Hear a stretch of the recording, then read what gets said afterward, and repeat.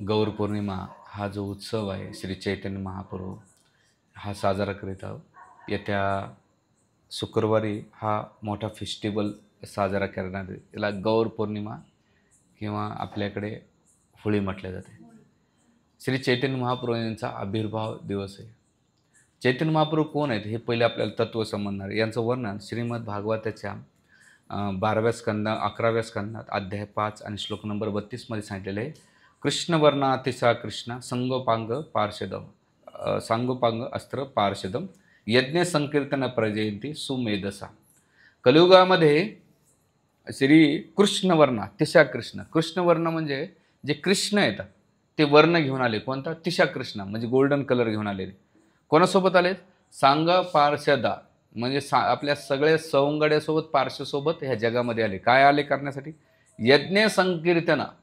कलियुगामध्ये भगवत प्राप्तीचा जो मार्ग आहे तो संकीर्तन नेण्यासाठी आणि सुमेधसा जे बुद्धिमान लोकांना आणि मेधासा म्हणजे बुद्धिमान सुमेधासा म्हणजे अतिबुद्धिमान लोकांसाठी हे दिल्यात आलेले आहे। कलियुगामध्ये भगवत प्राप्तीचा दुसरा कोणता मार्ग नाही भगवंताच्या नावाशिवाय।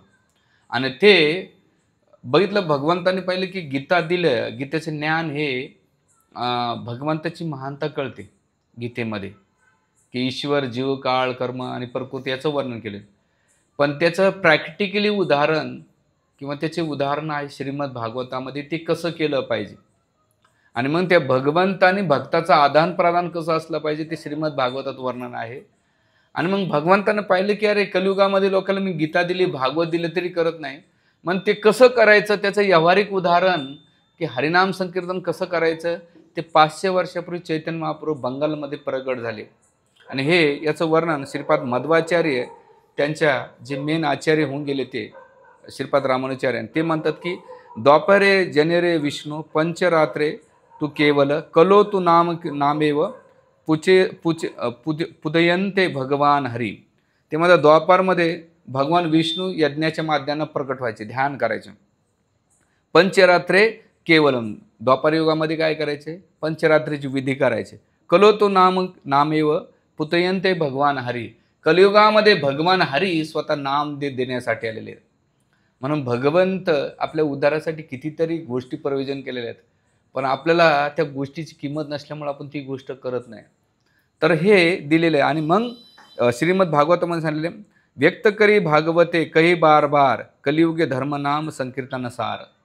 कलियुगामध्ये जो काय सांगितलेलं आहे व्यक्त करी भागवत भागवत काय व्यक्त करतंय कहे बार बार भागवत नेहमी नेहमी सांगतं तुम्हाला कलियुगे धर्म नाम नाम संकीर्तन संकीर्तन सार हे कलियुगातलं दिलेलं आहे। आणि मग अशा चैतन्य महाप्रभूला अवतरित करण्यासाठी जे अद्वैत आचार्य आहेत जे महाविष्णूंचा अवतार आहे किंवा सदाशिवचा अवतार म्हटलेले ते म्हणतात तुलसीदल मात्रेन जलसे चुलकेने वा विक्रयंती स्वात्माना भक्तिभ्यो भक्तवत्सलम। भगवंताला जिंकायचं असेल तर काय करावं लागेल तुम्हाला? काही करायची गरज नाही। काय दिलेलं आहे? तुलसी दल मात्रेनं तुम्ही तुळशी दल जर अर्पण केलं मात्रेनं चुलके जलस्य चुलकेन तुम्ही जलभर पाणी अर्पण केलं तर विक्रयंती स्वात्माना भगवंत स्वतः विकल्या जातात भक्तांच्या अधीन होतात। स्वात्माना भक्तियो भक्त भक्तवत्सल असे भक्त नाही का आपल्या भक्ताच्या अधीन होतात। आणि म्हणून अद्वैत आचार्याने प्रार्थना केली शालिग्रामला वर्शिप करून की तुम्ही इथं प्रगट व्हा। का बरं प्रगट व्हा? कारण कलियुगातले बद्ध जीव भौतिक भोगामध्ये एक तर अल्प आयुष्य मंद बुद्धी आहे उपद्रत आहे अल्पबुद्धी येतं एक तर उपद्र भांडण करण्यासाठी प्रायोरिटी आहे आणि त्यांचं आयु पण कमी। अशा आयुमध्ये त्यांना भगवत प्राप्ती कर आळशी कशामध्ये आहेत? कामामध्ये आळशी नाहीत भगवत भक्तीमध्ये आळशी। हाँ एक राधागोविंद महाराज म्हणतात इस जगत में भोजन की कमी नहीं भजन की कमी है और सब लोग भोजन के पीछे पड़ते हैं भजन के पीछे कोई नहीं पड़ता। तो मतलब देखो कहीं भंडारा होता है तो सब गांव जाता है भंडारा खाने के लिए, लेकिन जहाँ पे भजन होता है तो कोई नहीं। 3-4 म्हणजे मी आता मध्यंतरी एका गावी गेलो होतो महाशिवरात्रीचं पारायण चालू होतं। त्या पारायणाला पाहिलं तर हार्डली 5 लोक होते बिचारे ते पारायण करत होते। आणि नंतर त्या कार्यक्रमाच्या नंतर जेव्हा महाप्रसादाचा कार्यक्रम आला शिवरात्रीचा तर अख्खं गाव उलटलं होतं वाचायला 4 जण खायला गावभर। म्हणजे कलियुगातलं लोकांना एवढे मंदबुद्धी त्यांना असं वाटलं की आम्ही प्रसाद घातला अरे काय नाही नुसतं पोटाची खोचळी भरण्यासारखी बाकी काही नाही होऊ शकत। म्हणून इथे आपल्याला काय सांगितलेलं की अशा बद्ध जीवांच्या उद्धारासाठी चैतन्य महाप्रभू दिले आणि मग ते म्हणतात की गंगा जल तुलसी मंजिरी अनुक्षण कृष्णपाद पद्म भावी येई समर्पणा. भगवंताला समर्पण करायचं असेल तर गंगा जल तुलसी मंजिरी या दोन गोष्टी अर्पण केल्या अद्वैताचार्यानं आणि अनुसन कृष्णपाद पद्म भावी येई समर्पण. भगवंत त्या भावाला समर्पण होतात आणि असे चैतन्य महाप्रभू अद्वैताचार्यांच्या प्रार्थनेनुसार या भौतिक जगामध्ये अद्भुत वर्णन केले. का बरं झालं याचं कारण आचार्य सांगतात. भगवंताने हा गोल्डन अवतार किंवा हे रूप घेण्याचं कारण काय याचं वर्णन येत आहे आपल्या वेगवेगळ्या ग्रंथांमध्ये भरपूर रेफरन्स आहे त्याचे. तर जेव्हा नरसिंहदेवाचा अवतार झाला तर नरसिंहदेवाने हिरण्यकशिपूचा वध केला आणि वध केल्यानंतर जेव्हा एक तर उग्र रूप प्रगट केलं. दुसरं काय झालं की जेव्हा प्रल्हादाला त्यांनी घेतलं वात्सल्य रूपानं आणि त्यांच्याप्रती एवढं प्रेम उमडलं की त्यावेळेस नरसिंहदेवाला वाटलं की माझा जन्म एक खंब्यातून झाला, मला मातापित्याचा जो आनंद पाहिजे तो भेटला नाही. आणि मग तो आनंद घेण्यासाठी भगवान नरसिंहदेवानं दुसरा अवतार घेतला. जे पहिले हिरण्याक्ष आणि हिरण्यकशिपूला मारणे, हिरण्यकशिपूचा वध करणं कोणी केला? नरसिंहदेवानं. आणि हिरण्याक्षाचा वध कोणी केला? कोणी केला? वराहदेवाने केला. तेच नरसिंहदेवाने पाहिलं की पुढे मला वात्सल्य रसाचा आनंद घ्यायचा. मग भगवंत स्वतः पुत्र रूपाने कौशल्या आणि दशरथ महाराजांच्या पोटी जन्माला आले. तर तिथे त्यांना जे सुग्रीव आहे, त्याच्यानंतर जामवंत आहे, हनुमानजी आहेत किंवा सगळे जे बिभीषण आहे, अशा सगळ्या लोकांनी काय केलं? मित्रवत प्रेम केलं. त्यांना वात्सल्य रसात मित्रवत प्रेम केलं. पण त्याच्यामध्ये त्याने एक गोष्ट जाणवली भगवान रामचंद्राच्या लीलेमध्ये. भगवान रामचंद्राने कोणाचा वध केला? रावण आणि कुंभकर्ण. ते कोण होते मागच्या जन्मामध्ये? हिरण्याक्षाने आणि हिरण्यकशिपू होते. तेच भगवान रामचंद्र त्यांनी पाहिलं की सगळेजण मला आधारार्थी प्रेम करतात, पण जे साखे मित्राचं प्रेम पाहिजे ना, जे सखा जे मित्र आहेत त्याचं प्रेम आपल्याला भेटत नाही कधी. तर मग भगवंत रामचंद्र म्हटले ह्या अवतारामध्ये नाही, कारण इथं मर्यादा आहेत. म्हणून भगवंतांनी काय केलं? तिसरा अवतार घेतला, म्हणजे तो कृष्ण अवतार. आणि त्याच्यामध्ये सगळे गोप सखा भगवंताच्या डोक्यावर खेळायचे, डोक्यावर बसायचे, कुस्ती खेळायचे, भगवंताला कुस्तीमध्ये खाली आपटायचे, सूरपारंब्यामध्ये भगवंताला हरवायचे, सगळ्या गेममध्ये हरवले आणि भगवंताला तो आनंद भेटला. पण त्या आनंदामध्ये एक जाणवलं की सगळ्या आनंदामध्ये राधाराणी जे माझ्यावर प्रेम करते त्या आनंदाचा ती अनुभव करते. मला राधाराणी त्या अनुभूती करते माझ्या प्रेमाची, मला तो आनंद भेटत नाही. आणि मग भगवंत पुढे राधाराणीचा महाभाव जाणण्यासाठी, राधाराणीचं प्रेम जाणण्यासाठी श्रीकृष्ण चैतन्य राधा कृष्ण नाही आणणे म्हणून कृष्ण आणि राधाराणीचा भाव घेण्यासाठी कलियुगामध्ये श्री चैतन्य महाप्रभूच्या 500 वर्षापूर्वी ह्या जगामध्ये अवतरित झालं. याचं वर्णन नरसिंहपुराण, वराहपुराण, त्याच्यानंतर भागवतामध्ये पण आहे आणि अन्य ग्रंथ पद्मपुराणामध्ये आणि कलिसंतरम उपनिषदामध्ये त्यांच्या अवतार, याला छन्न अवतार म्हटला जातो कलियुगामध्ये. आणि भागवताचा जो श्लोक कोट केला मी, याच्यावर तुम्ही कितीतरी आचार्यांचे टीका वर्णन करतात ना, त्या फिरून फिरून श्री चैतन्य महाप्रभूंच्या इकडे येतात. म्हणून जे हरे कृष्णाची संस्था आहे किंवा हरे कृष्ण आपण जी भक्ती करतो, इथं सेंटिमेंटल किंवा भावनिक काहीच केलं जात नाही. तुम्ही आज मला एक व्यक्ती भेटायला आले होते मंदिरामध्ये दुपारा. ते कुठंतरी माझं एक प्रवचन ऐकलं, माहीत नाही, तर ते म्हटले की तुम्ही हे सगळे रेफरन्स मला पाहिजे तुमच्या प्रवचनातले. आणि मग ते माझ्याशी कमी कमी 1 घंटा डिस्कशन करून बसले. म्हटलं हे चैतन्य चरितामृतून काढलं, हे भागवतातून, हे भगवतीतून, ह्या ग्रंथातून हे काढलं आणि हे सगळं करून मी हे प्रवचन तयार केलं. आणि मग त्याने अजून 3-4 प्रवचन ऐकले माझे. तर त्यावेळेस आपल्याकडे कोणतंही कार्य आपण जे करतोय ते शास्त्राच्या आधारावर केलं तर ते खूप प्रामाणिकपण असताना आपलं गंतव्य, आपण जे कार्य करतो त्याचं व्यवस्थित आपण आपल्या ठिकाणी व्यवस्थित पोहोचू शकतो, हा मेन त्याचा उद्देश असला पाहिजे. म्हणून राधाराणीच्या रूपामध्ये कलियुगामध्ये आले आणि त्याच्यामध्ये त्यांनी 2 रस प्रगट झालेले आहेत. एक स्वकीय रस आणि परकीय रस. स्वकीय रसामध्ये भगवान कृष्णाचे 16,108 राण्या आहेत स्वकीय रस. पण परकीय रसामध्ये ज्या राधाराणी, ललितादेवी, विशाखादेवी आहे किंवा अन्य गोपी आहेत त्यांच्यासोबत केला होता. आणि तो रस करण्यासाठी संकीर्तन चैतन्य महाप्रभू या कलियुगामध्ये गोल्डन रूपामध्ये अवतरण झाले. म्हणजे त्यांचं रूप कसं आहे? राधाराणीसारखं तप्त कांचन गौरांगिनी राधे वृंदावनेश्वरी वृषभानुसुते देवी प्रणमामी हरिप्रिये. जे गोल्डन रूपामध्ये येऊन भगवंताचा तो आनंद घेतला. म्हणून इथे राधाकृष्ण एक आत्मा दुई देहधारी अन्य विलास रस आस्वादन करी. राधाकृष्ण एकच आहे, त्यांचा आत्मा एक आहे, पण दोन शरीर त्यांनी काय केले, धारण केलेले. पण कलियुगामध्ये काय झालं, अनन्य विलास रस आस्वादन करी, ते एकच रूपामध्ये रस आस्वादन करण्यासाठी. आणि म्हणून श्रीकृष्ण चैतन्य राधाकृष्ण नाही आणणे, हा जो श्लोक तिथं चैतन्य चरित्र. म्हणून श्री चैतन्य महाप्रभू हे 1404 शब्द किंवा आपल्या भाषेमध्ये 18 फेब्रुवारी सन 1486 वेस्ट बंगालच्या नवदीप मायापूरमध्ये त्यांचं अवतरण झालं होतं. त्यांचं अवतरण, त्यांचे पिता होते जगन्नाथ मिश्र आणि माता होती सची माता. हे बरेच त्यांना 2 पुत्र होते. पहिला पुत्र होता विश्वंभर आणि त्याच्यानंतर श्री चैतन्य महाप्रभू झाले. खूप प्रार्थना केली आणि गरीब ब्राह्मणामध्ये होते, पण प्रगांड पंडित होते विद्वानामध्ये, पण त्याबरोबर ते भगवंताचे भक्त पण होते. आणि ते गंगा स्नान करून भगवंताला प्रार्थना करायचे आणि त्या प्रार्थनेमुळं भगवंत त्यांच्या घरामध्ये प्रगट झाले. ज्या घराच्या घरी अंगणामध्ये झाड होते लिंबाचं, त्याला निमाई म्हणतात, म्हणून त्यांचं नाव पडलं निंबाई. आता नाव कसं पडलं, तर त्यांचे जे आजोबा होते निलांबर चक्रवर्ती, हे प्रगांड पंडित ज्योतिषशास्त्राचे होते. त्याने जेव्हा बालकाची जन्मकुंडली पाहिली, तर त्याने एवढे वर्णन केलेले की यांचे कान, म्हणून जे महापुरुष असतात त्यांच्या शरीराचे वर्णन असतात, त्यांचे कान खूप मोठे असतात आणि त्यांचे हात काय अजानुलंबो मोठे हात असतात. जसं गौतम बुद्ध जर पाहिलं त्यांचा पिक्चर, त्यांचे कान खूप मोठे आहेत. आणि अजानुलंबो म्हणजे त्यांचे हात पण मोठे आहेत. तसे चैतन्य महाप्रभूंचे हात लंबे आहेत. दुसरं की त्यांच्या चरण कमलामध्ये कितीतरी चिन्ह दिसलेले आहेत आणि त्यांची भविष्यवाणी होत असते. कोणतेही भगवंत अवतार घेतात ना, तर पहिली भविष्यवाणी होती. आपल्या जन्माची काही भविष्यवाणी होत नाही. आईबापाला पण माहीत नसतं की मुलगा होईल का मुलगी होईल. आपण म्हणतो मुलगा झाली मुलगी ज्याला पाहिजे त्याला मुलगा होतो. म्हणजे आपल्या हातात काहीच नाही, पण भगवंत सगळं आधीच सगळं काही त्यांचं प्रयोजन असतं.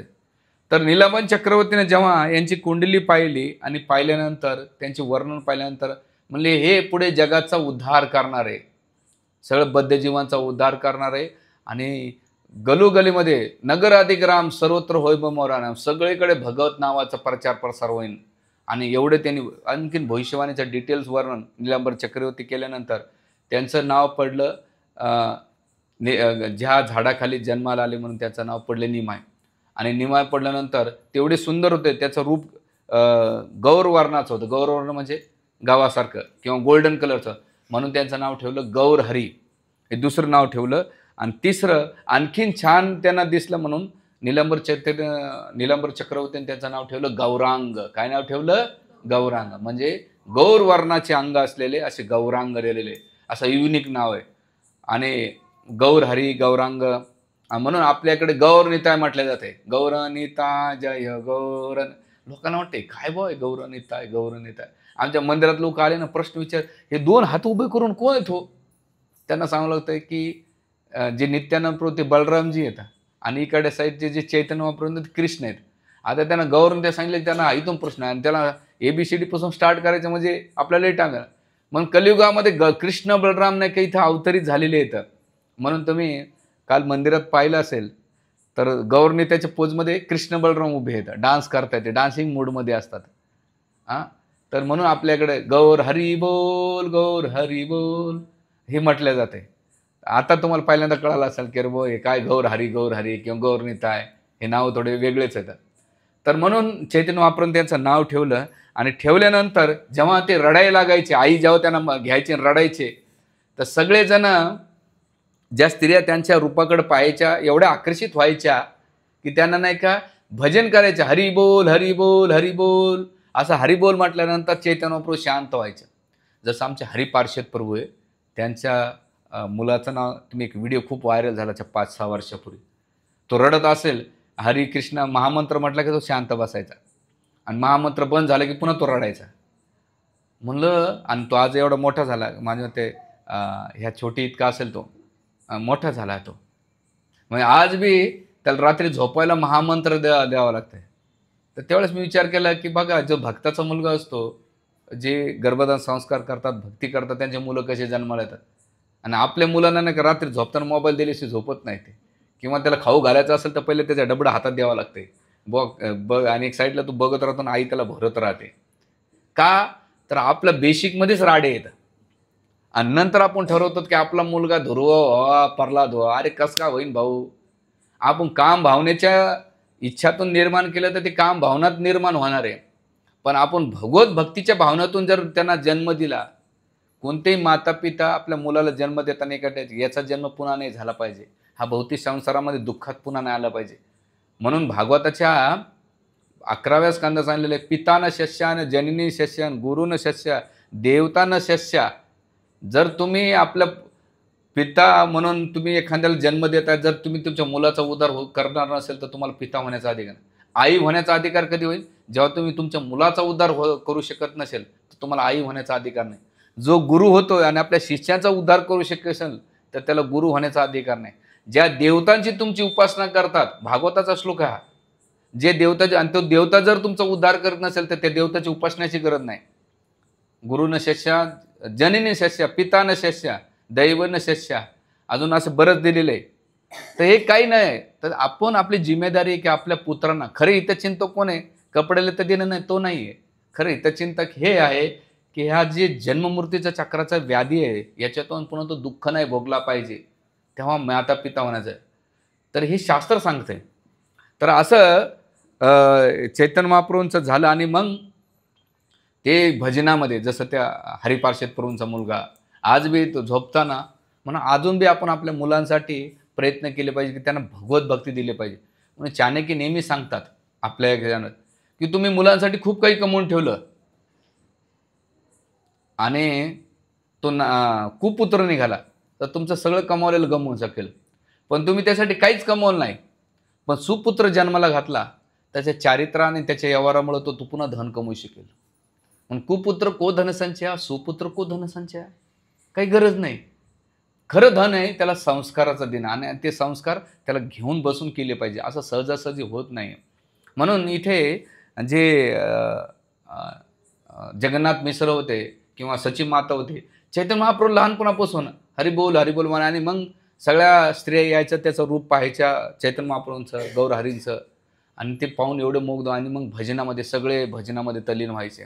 असंच आज बी बंगालमधल्या बऱ्याच लेडी 80% लेडीज वार्धक्यामध्ये वृंदावनमध्ये राधाकुंड श्याममध्ये भजन करतात. व्हाईट साडी घाली म्हणून तुम्ही बघितलं असेल.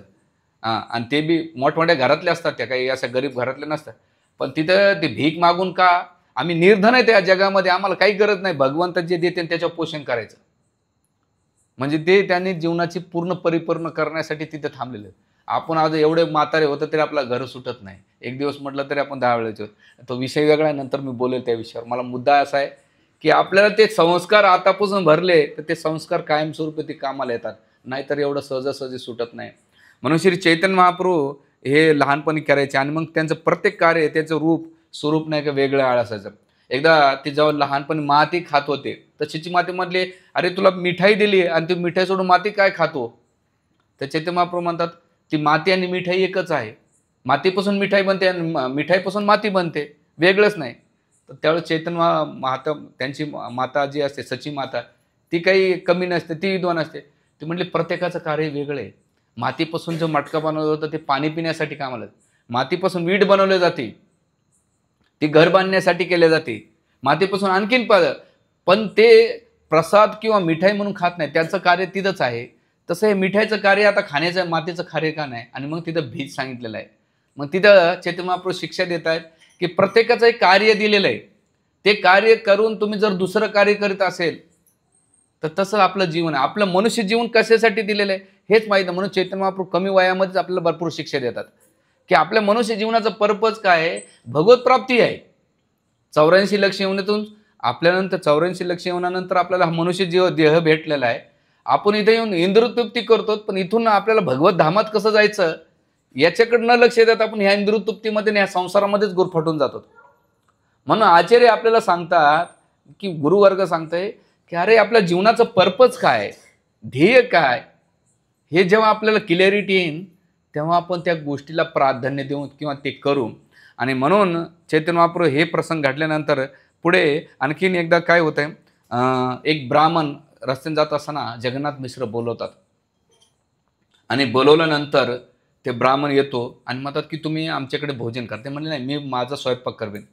आणि मग त्याने अतिशय जगन्नाथ मिश्रांनी सची माताने त्यांना सामग्री दिली आणि त्यांनी अतिशय सुंदर सुंदर व्यंजन बनवले आणि ते व्यंजन काय केले, भगवंताला जसं शालिग्राम अर्पण करायला गेले आणि अर्पण केल्यानंतर भोग लावायला गेले तर छोटेसे गौर हरी यायचे आणि ते प्रसाद करायचे. त्यावेळेला तो ब्राह्मण म्हणतो हाय हाय, काय म्हणायचा, हाय हाय, की यानं माझा प्रसाद खाल्लाय.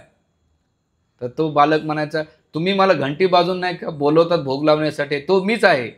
आणि मग जेव्हा सची माता आणि जगन्नाथ मिश्र यायचे बघायचे, अरे ह्या ब्राह्मणाचा भोग खाल्लेला आहे, ते पुन्हा मग गौर हरीला रागवायचे, मन म्हणायचे पुन्हा सामग्री घ्या, पुन्हा तुम्ही स्वयंपाक करा. आणि मग तो ब्राह्मण स्वच्छ व्हायचा, आंघोळ करायचा आणि पुन्हा मग कुकिंग करायचं. कुकिंग केल्यानंतर पुन्हा भगवंताला भोग लावायचा. जसं भगवंताला भोग लावायचा तर तिला लगेच प्रकट होऊन काय करायचा, तो भात खायचा आणि तो ब्राह्मण म्हणायचा हाय हाय, की यानं माझा भोग खाल्ला, भोग खाल्ला, भगवंताचा भोग खाल्ला. असं 2-3 वेळा झाल्यानंतर चौथ्यांदा तिसऱ्यांदा काय केलं, जगन्नाथ मिश्राने संध्याकाळचा टाईम होता, एका रूममध्ये बंद करून टाकलं आणि मग चौथ्यांदा भोग लावायला गेलं आणि मग तिथून भगवंत प्रगट झाले. आणि जसं भोग लावायला गेले तो प्रसाद खाल्ल्यानंतर तो ब्राह्मण वरडायला लागला, म्हणजे ओरडू नको, तू एवढा भोग लावतोय, ज्याच्यासाठी लावतो तो मी भोग स्वीकार करण्यासाठी येतोय आणि समोर येणाऱ्या व्यक्तीला खाऊ न घालता तू शालिग्रामला खाऊ घालतो. आणि मग तिथे त्याने आपलं रूप दाखवलं कृष्णाचं आणि रूप दाखवल्यानंतर तो ब्राह्मणाला सांगितलं हे सिक्रेट कुठं व्यक्त नाही करायचं. आचार्य तिथे सांगतात की आपल्याला जर कधी भगवत साक्षात्कार झाला तो पब्लिकला सांगत सुटायचं नाही, एक तर लोक तुम्हाला येड्यात काढतील, हां याला संसारात फसल्याने याला काय देव दिसणार आहे स्वप्नामध्ये. आणि त्याच्यात तुमची जी भगवंताच्या प्रती भावना ती कमी होते. म्हणून अशी काही रिअलायझेशन होतात ना, ती कधी पब्लिकली कुठंच नाही, ते तुम्ही त्याचा अनुभव करायचा असतो. नाहीतर ते तुम्ही मजाकचं कारण मानतात, त्याला एक भाव म्हणतात सहजिया भाव.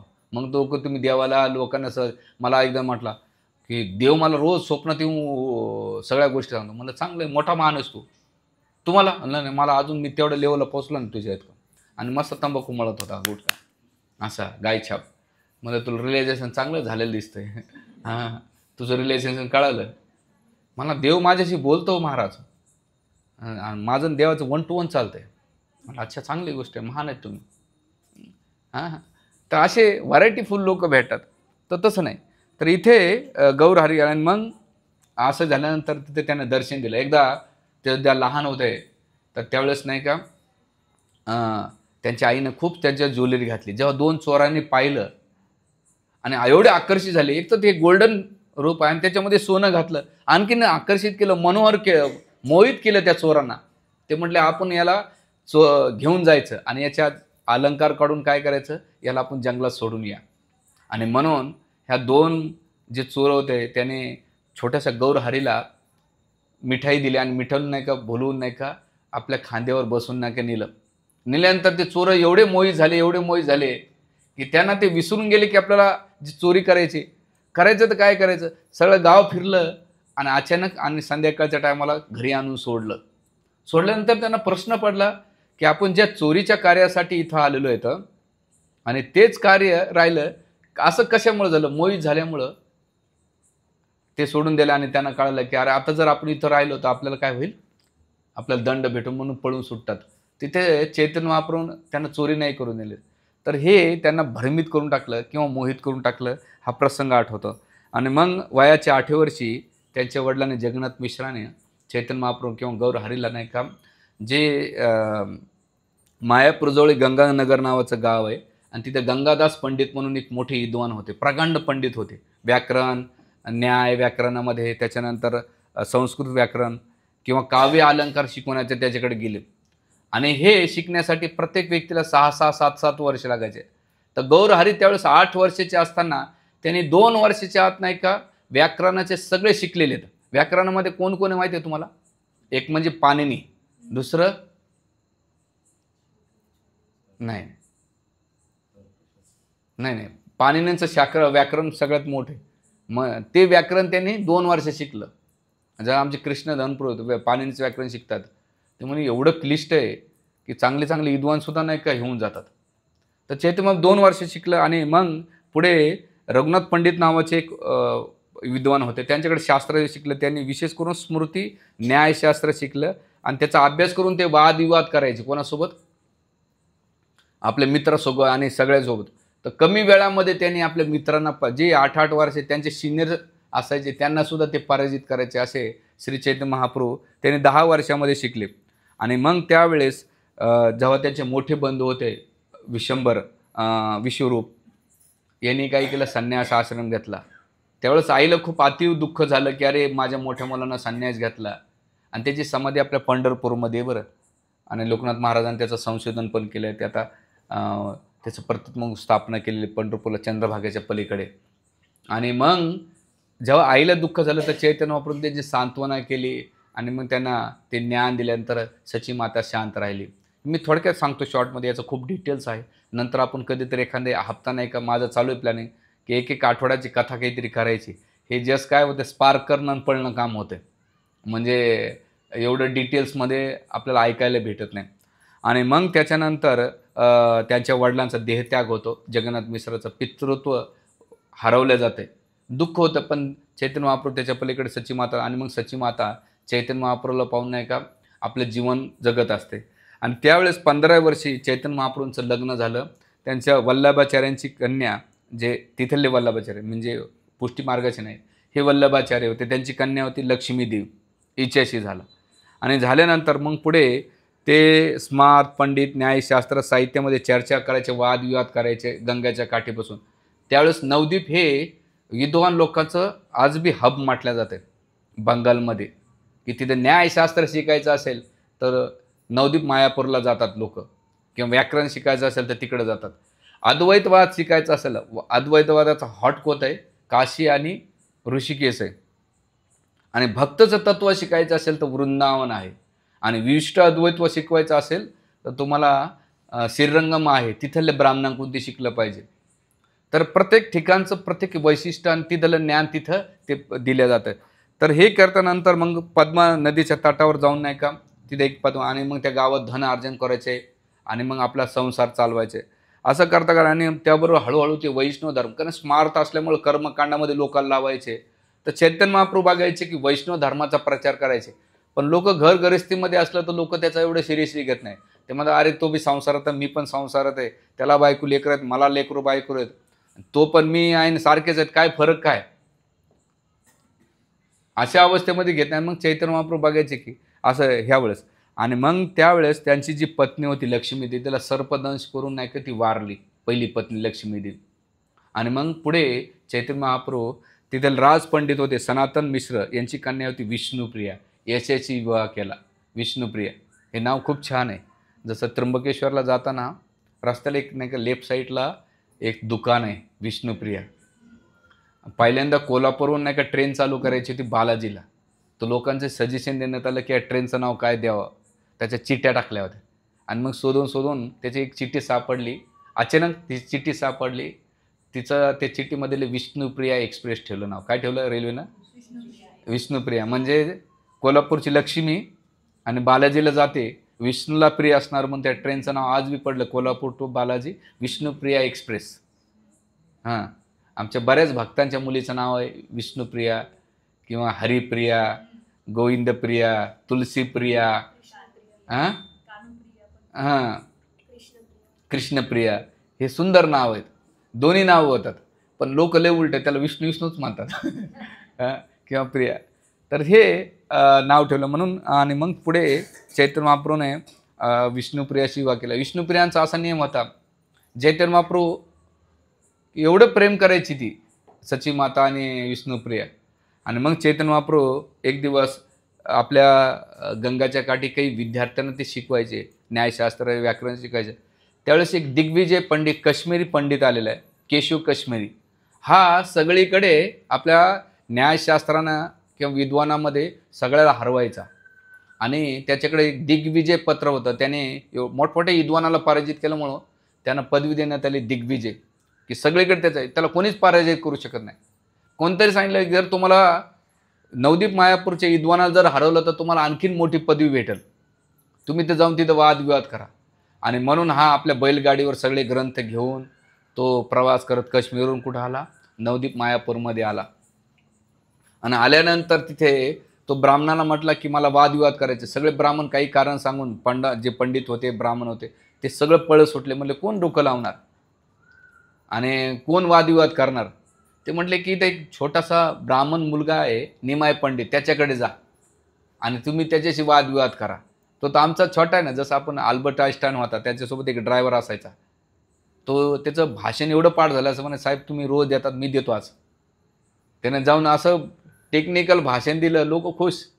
तर काही जणांना प्रश्न विचारले, अरे म्हणजे प्रश्न लय सोपा, माझा ड्रायव्हर देऊन टाकेल. आणि त्या ऑडियन्समध्ये कोण बसले होते, अल्बर्ट आइन्स्टाईन. ते म्हणले माझा ड्रायव्हर देऊ शकेल. तर त्यावेळेस हे सगळे पंडित पळत गेले आणि म्हटले, अरे हे हरलं तरी ते लोक जिंकले. तर ते लहान बालकाला हारून तू जिंकला, आणि हरलं तरी म्हणते ना आमचा छोटा बालक सुद्धा तुम्हाला हारू शकतो, तर आम्ही किती विद्वान असेल. म्हणून ह्या कारणासाठी बघा, ब्राह्मण वर्ग असतो तो लय चतुर असतो. आणि मग त्यावेळेस आल्यानंतर चैतन्यबापून त्याचा आदर सत्कार केला. आणि वादविवाद दुसऱ्या दिवशी ठरणार होता. ते म्हणले की तुम्ही किती विद्वान आहेत आणि मी किती तुच्छ आहे. म्हणजे त्याचा अहंकाराला काय केली, हवा मारली. म्हणून कधी लोकांसोबत जे असतात ना, लोकांना दुखवायचं असेल, त्याचा अहंकार ठेस पोहोचले की तुला दुखावला जातो. म्हणून कधी कधी कोणाचे अहंकार ठेसायचे नाहीत, कधीच नाही. उलटं त्याला हवा मारायचं. म्हणजे बाप रे प्रभूजी, माताजी किंवा साहेब, चपराशी का असे ना, म्हणा दादा तुझ्यासारखं काम कोणीच करत नाही, तुला काय सांगायचं. तो तुम्ही एवढं त्याला गुणगान केलं ना. पण आपले काही लोकांचा फटकाळ स्वभाव असतो. हां हां हां की नाही, तुम्ही जेवढं गोडीत काम होतं ना, ते कशातच होत नाही. आणि मग चैतन्यप्रभू त्याला म्हटले, अरे मी तर विद्यार्थी पण नाही, मला व्याकरणचं काहीच येत नाही. त्याचा अहंकार वाढला की तू काय शिकवतो बाबा. म्हणलं मी आहे जेवढं काही थोडंफार शिकवत असतो आणि ते ज्ञान तुम्हाला देण्याचा मुलांना करत असतो. आणि मग तुमच्याबद्दल आम्ही खूप ऐकलं आहे, तर तुम्ही काय करा, ही जी गंगा नदी वाहती आहे तिच्याबद्दल तुम्ही काय करा, काहीतरी गुणगान करा. आम्हाला तुमच्याकडून ऐकायची खूप इच्छा आहे. पहिलं गुणगान केलं आणि मग त्याचा अहंकार एवढा वाढवला की तुम्ही स्तुती करा ह्या गंगेची. आणि एका श्वासामध्ये किंवा एका याच्यामध्ये 100 श्लोक गंगा रचना, गंगेच्या स्तुतीबद्दल श्लोक रचना केली. म्हणजे गंगा स्तुती केली 100 श्लोक आणि स्पीडमध्ये. आणि केल्यानंतर चैतन्य महाप्रभू त्यांचं गुणगान करता, वा वा वा तुम्ही किती सुंदर गंगाची स्तुती केली आणि एकदम धारावाहिक तुम्ही संस्कृत श्लोकाची रचना केली. तर त्यावेळेस त्याचा अहंकार आणखीन वाढला. पण चैतन्य महाप्रभू म्हटले याचे गुण आणि दोष सांगा तुम्ही. तर त्यावेळेस केशव काश्मीरी पंडित काय म्हटला, गुण आणि दोष असं होऊ शकत नाही माझ्या रचनेमध्ये. आतापर्यंत सरस्वती माझ्या मुखातून जे काही बोलते ते परिपूर्ण असते. तर असं कसं काय, तू स्वतःला खूप मोठं विद्वान समजतो काय. तू एक साधारण विद्यार्थी आहेस आणि तू या साधारण विद्यार्थ्यांना शिकवतो आणि तू माझे हे करतोय, माझे दोष काढतोय. नाही नाही म्हटलं, मी दोष काढत नाही, मी शिकण्यासाठी करतोय की याच्यात गुण दोष काय आहेत, याचे अलंकार काय. आणि मग त्याच्यात हवा मारत असताना त्यानं मग त्याच्यात बराच वाद झाल्यानंतर ते म्हणतात तू स्वतःला एवढं समजतो, तू का सांगत नाही. मी सांगतो, तुमची आज्ञा असेल, तुम्ही दुखावणार नसेल तर मी सांगतो. आणि मग त्याच्यातला एक श्लोक घेतला त्याने, महतम गंगया सततम इदम अभती नितराम एदाम एशाम श्री विष्णू चरण कमलापती सुभागदुतिया लक्ष्मी इव सुरा नैव अर्चना चरणम भवानी भरतू शिरसा विभती अद्भुत गुणा. हा शेवटचा जो लाईन आहे ती खूप महत्त्वाची. म्हणजे सगळ्या श्लोकामध्ये एक श्लोक पकडला त्याने. तर त्यावेळेस जे केशव काश्मीरी होते ते विचार करू लागले, 100 श्लोकामध्ये याने एकच श्लोक धरला, हे असं कसं काय शक्य आहे एवढ्या स्पीडमध्ये. ते म्हणतात की जसं तुम्हाला दैव कृपेनं, सरस्वतीच्या कृपेनं तुम्ही महाकवी होतात किंवा श्रुतीधर होतात, तसंच मला ईश्वरानं दिले. आणि ते स्वतः ईश्वराच्या कृपेनं मला श्रुतीधर दिलं. एकदा मी ऐकलं की माझ्या लक्षात राहतंय. आणि मग त्यांची बुद्धिता पाहून त्या श्लोकामध्ये म्हणजे माझ्या ह्या श्लोकामध्ये दोषच होऊ शकत नाही, गुण आणि दोष शकत नाही. आणि मग चैतन्य महाप्रभू म्हणले याच्यातले 5 दोष आणि 5 गुण याचं वर्णन करा. तर त्यावेळेस सुद्धा केशव काश्मीरी मानायला तयार नव्हता. आणि मग ते म्हणतात की भवानी भरतूर शिरसे विभती अद्भुत गुणा. ह्या श्लोकाला, ह्या शब्दाला लाईन धरलं. कशी धरली की पहिले लक्ष्मी द्वितीय, म्हणजे लक्ष्मी काय करते, भगवान विष्णूंच्या चरण कमलाला दाबत असते, सेवा करत असते. त्या लक्ष्मी ज्या चरणाजवळ, आणि त्या चरणातून नाही का द्वितीय लक्ष्मी कोण आहे, गंगादेवी आहे. गंगादेवी कशी आहे, कारण ती भगवान चरण कमलातून बाहेर प्रगट होते, म्हणून त्याला द्वितीय लक्ष्मी म्हटलेले. मग द्वितीय लक्ष्मी म्हटल्यानंतर याच्यामध्ये बराच त्यांनी वादविवाद केले. आता मेन शब्दाकडे येऊया. ते म्हणतात भवानी भरतूर. भवानी भरतूर म्हणजे काय, जी भवानीचे पती आहेत.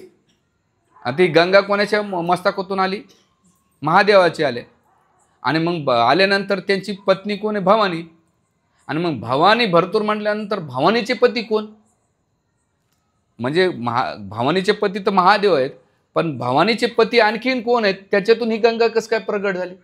म्हणजे शिवजी तर पती आहेत, आणखीन पती कोण आहे, म्हणजे जसं ब्राह्मण आहे, एका ब्राह्मणाची पत्नी आणि त्या पत्नीचा पती. तुम्हाला लक्षात येत आहे? हां, किंवा हां, उदाहरण घेऊया. समजा एखाद्या प्रभूजीच्या, एखाद्या मातेजीचं नाव घेतं की तुमच्या पत्नीचे पती सांगा, एखाद्या प्रभूजीच्या पत्नीचे पती सांगा, तर प्रभूजी ऑलरेडी पती आहेत ना. हां, मग दुसरे पती कोण बाबा. भवानी भरतूर हा जे सांगितलेले आहे, भवानीचे आहेत, महादेव तर आहेत ऑलरेडी, पण आता दुसरे भरतूर कोण आहेत. आणि मग केल्यानंतर शिरसा विभवती त्यांच्या डोक्यातून आलेले आहे. मग भवानीचे भरतूर असं कसं कहू शकतो. आणि मग याचे गुण आणि दोष सांगितल्यानंतर त्यावेळेस केशव कस्मरी चक्रवला की अरे बाप रे, एवढ्या शब्दामध्ये एवढा दोष त्यांनी कसं काय पाहिला. आणि मग तिथे ते पराजित झाले. पण सगळे त्याचे विद्यार्थी हसत असताना विद्यार्थ्याला चैतन्य करून थांबलं, म्हणजे अजिबात हसायचं नाही. मग त्यांना एकांतात घेऊन गेले. तिथं आचार्य सांगतात की कधी तुम्ही कोणाला पराजित केलं किंवा निंदा केली तर पब्लिकली कधीच करायचं नाही. त्याचा मान सन्मान कमी करायचा नाही किंवा त्याला इन्सल्ट करायचं नाही की ती बघ मी किती महान आहे आणि तू किती मोठा आहे. आणि विद्यार्थ्याला सगळ्याला बाहेर काढलं आणि त्यानं एकांतामध्ये त्यांच्या सगळ्या चुका सांगितल्या. दोन गोष्टी केल्या, एक तर त्याची इज्जत ठेवली, पराजित पण केलं, आणि दुसरं समाजामध्ये त्यांचं पद खाली ढासळू दिलं नाही. आणि तरी नंतर चैतन्य महाप्रभू म्हणतात तुम्ही विद्वान आहेत, प्रगंड पंडित, आदर सन्मान सत्कारामध्ये काहीच नाही. त्यावेळेस ते म्हटले की तुम्ही एवढं काय, ते म्हणले सरस्वतीमुळे मला हे ज्ञान भेटलेलं आहे. आणि नेमकं काल कावळ्यांना आज कुत्र्यांना, माहीत नाही माझ्या प्रवचनाला काय होत आहे. रोज ते कुत्र्यांना होऊ शकतं का. हरे कृष्ण. तर गलीतल्या माताजीले प्रसाद खाऊ घालतात वाटतं त्यांना. हां, तर हे भवानी भरतूर म्हटल्यानंतर ही दुसरी पत्नी कसं काय होऊ शकेल. आणि मग पराजित केल्यानंतर ते एकांतात गेले आणि मग सरस्वतीचं त्यांनी याचना केली की असं कसं काय होऊ शकलं माझ्याकडून, असं का घडलं. तर सरस्वती म्हणले अरे तू स्वतःला एवढा दिग्विजय होता, अहंकार अभिमानाने एवढा चूर झाला होता, तू सगळ्याला पराजित करी सुटला होता. पण ते साक्षात श्री चैतन्य महाप्रभू, ते कोणी साधारण नाही तर भगवंत आहेत, आणि त्यांच्याशी तू हे करतो, ते माझे स्वामी आहेत आणि तू माझा सेवक आहेस. आणि हे केल्यानंतर चैतन्य महाप्रभूने अतिशय केल्यानंतर ते शरणागत झाले. आणि मग पुढे चैतन्य महाप्रभू त्यांच्या लीलामध्ये एक शिकवायचं आहे, म्हणजे चैतन्य महाप्रभूचा आविर्भाव काय कसे झालेला आहे, कलियुगामध्ये आपल्यासारख्या बद्धजीवांच्या उद्धारासाठी झालेलं आहे. म्हणून आपण जे महामंत्र म्हणतो, श्रीकृष्ण चैतन्य प्रभू नित्यानंद श्री अद्वैत गदाधर श्रीवासादि गौर भक्तवृंद, कलियुगामध्ये भगवंत हे पंचतत्व अवतारित झालेले आहेत आणि ते कलियुगामध्ये नाम संकीर्तन देण्यासाठी आलेले आहेत. वैराग्य विद्या निज भक्ती योगम शिक्षार्थमेकम पुरुष पुराण श्रीकृष्ण चैतन्य शरीरधारी. जे वैराग्य विद्या शिकण्यासाठी कलियुगामध्ये वैराग्य विद्या निज भक्ती योगम, जी आपली भक्ती आहे ती आपल्याला प्रदान करण्यासाठी चैतन्य महाप्रभू प्रगट झालेले आहेत. आणि म्हणून अशा चैतन्य महाप्रभू ते औदार्य भाव आहे. तुमच्याकडे दोष असेल, भक्ती काही नसेल, अपूर्ण असेल, तरी त्या गोष्टीला दुर्लक्ष करून त्यांची कृपा प्रदान केल्या जाते. म्हणून पंचतत्व आपण जे महामंत्र म्हणतो, त्या महामंत्राच्या पहिले पंचतत्व मंत्र म्हटला जातो, आणि महामंत्र जेव्हा संपवतो तेव्हा पण पंचतत्व मंत्र म्हटलं जाते, कारण त्याच्यात परिपूर्ण आणण्यासाठी तो पंचतत्व मंत्र महत्त्वाचा आहे. म्हणून अशा गोल्डन जे अवतार आहे त्याचं अवतरण होळीच्या दिवशी किंवा फाल्गुन पौर्णिमेच्या दिवशी चैतन्य महाप्रभूंचा जन्म झालेला आहे.